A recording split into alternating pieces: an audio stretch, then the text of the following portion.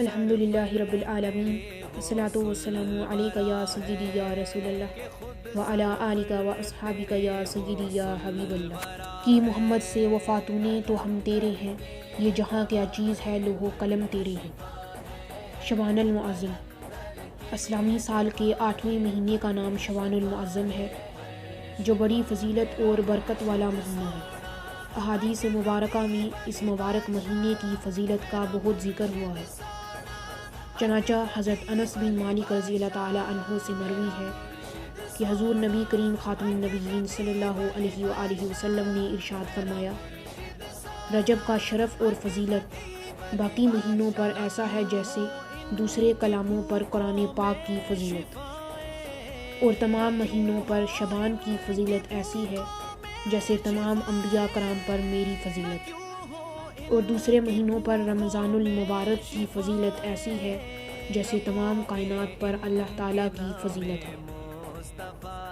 شعبان المعظم کے مہینے کی فضیلت کے بارے میں حضرت ابو حریرہ رضی اللہ تعالیٰ عنہ سے مروی ہے کہ حضور نبی کریم علیہ الصلاۃ والسلام نے ارشاد فرمایا کہ رجب اور رمضان کے درمیان شعبان کا مہینہ ہے۔ لوگ اس کی طرف سے غفلت کرتے ہیں، حالانکہ اس ماہ میں بندوں کے اعمال اللہ تعالیٰ کی بارگاہ اقدس میں پیش کیے جاتے ہیں، اس لیے میں پسند کرتا ہوں کہ میرے اعمال اللہ تعالیٰ کے حضور میں اس طرح سے پیش ہوں کہ میرا روزہ ہو۔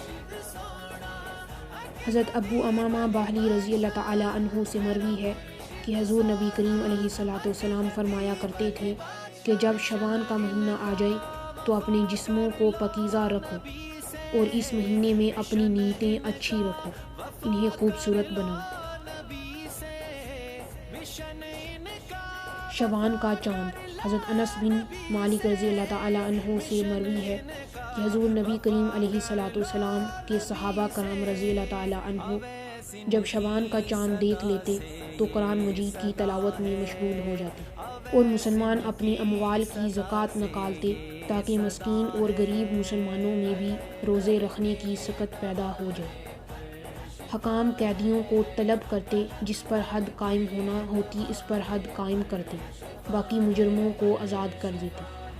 سوداگر اپنے قرضے ادا کر دیتے، دوسروں سے اپنا قرضہ وصول کر لیتے، اور جب رمضان المبارک کا چاند ان کو نظر آ جاتا تو تمام دنیاوی کاموں سے فارغ ہو کر اعتکاف میں بیٹھ جاتے ہیں۔ نفلی روزے حضور نبی کریم علیہ الصلاۃ والسلام شعبان کے مہینے میں نفلی روزے رکھا کرتے تھے۔ چنانچہ ایک حدیث پاک میں آتا ہے کہ حضرت اسامہ رضی اللہ تعالیٰ عنہ سے مروی ہے، حضور علیہ الصلاۃ والسلام بغیر روزے کے نہیں رہیں گے، اور پھر آپ علیہ الصلاۃ والسلام روزہ رکھنا چھوڑ دیتے، یہاں تک کہ ہم کہتے اب آپ کبھی روزہ نہیں رکھیں گے، اور آپ علیہ الصلاۃ والسلام شعبان میں اکثر بہت روزے رکھا کرتے تھے۔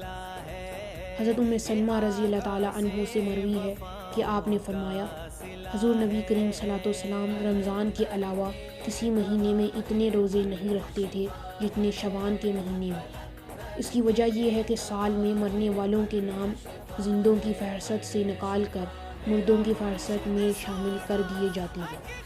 آدمی سفر میں ہوتا ہے، حالانکہ اس کا نام مرنے والوں کی فہرست میں لکھ لیا جاتا ہے۔ حضرت عائشہ صدیقہ رضی اللہ تعالیٰ عنہ سے مروی ہے کہ آپ رضی اللہ تعالیٰ عنہ نے فرمایا، حضور نبی کریم علیہ الصلاۃ والسلام اس طرح مسلسل روزے رکھتے تھے، یعنی ماہ شعبان میں روزے رکھتے تھے کہ ہم خیال کرنے لگتے کہ آپ علیہ الصلاۃ والسلام کسی دن کا روزہ نہیں چھوڑیں گے، اور جب آپ علیہ الصلاۃ والسلام روزہ دار نہ ہوتے تو ہم خیال کرتے کہ اب آپ علیہ الصلاۃ والسلام روزہ نہیں رکھیں گے۔